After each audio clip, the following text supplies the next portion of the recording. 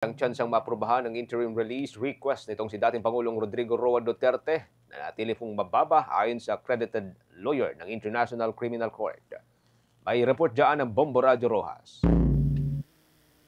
Naniniwala ang isang accredited lawyer ng International Criminal Court o ICC na mababa ang posibilidad na maaprubahan ang interim release ni dating Pangulong Rodrigo Duterte. Sa panayam ng Bombo Radio Rojas, ipinaliwanag ni Attorney Gilbert Andres na ang interim release ay katulad ng piyansa ngunit hindi nakabase sa pera. Ipinagkakaloob lamang ito kung mapapatunayan na inosente ang akusado sa kasong kinakaharap. Ayon kay Attorney Andres, para maaprubahan ang interim release, dapat ang akusado ay hindi flight risk o tataka sa korte, hindi makakagawa ng anumang international crime at hindi makaapekto sa patuloy na investigasyon. Tungkol naman sa kaso ni Duterte, sinabi ni Attorney Andres na mahirap aprubahan ang interim release dahil sa posibilidad na tumakas si Duterte, maapektuhan o matakot ang mga saksi at makagawa ng karagdagang krimen dahil sa political alignment ng dating presidente. Ipinaliwanag din niya ang konsepto ng fitness to stand, isang legal na termino na nangangahulugang may kakayahan ng akusado na maunawaan ang kanyang mga karapatan at ang proseso sa ilalim ng Rome Statute. Dagdag pa ni Attorney Andres, ang pre-trial chamber ang may huling desisyon sa interim release at lahat ng biktima ay may karapatang marinig ang katotohanan sa kasong crime against humanity na kasalukuyang iniimbestigahan ng International Criminal Court.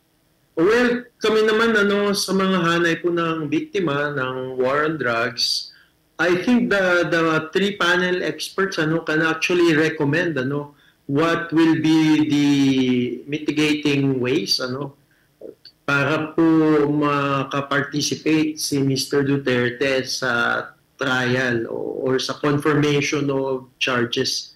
Kasi meron namang paraan para po matulungan ng isang suspect kung meron mang talagang medical condition. Pero isa pa rin po yan sa mga issues na dapat pong i-determine kung meron ngang medical condition si Mr. Duterte makakaapekto sa kanyang partisipasyon. Mula dito sa Bombo Radio Rojas, para sa Bombo Network News, ako si Bombo Lindsay Ermitanio Bade.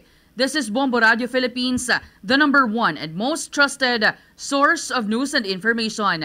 Basta Radio, Bombo! For the most trusted source of news and information, visit our website at www.bomboradio.com. Follow us on Bombo Radio mobile app, Facebook, YouTube, TikTok, and X, formerly Twitter. Like, share, and stay connected. Anytime, anywhere.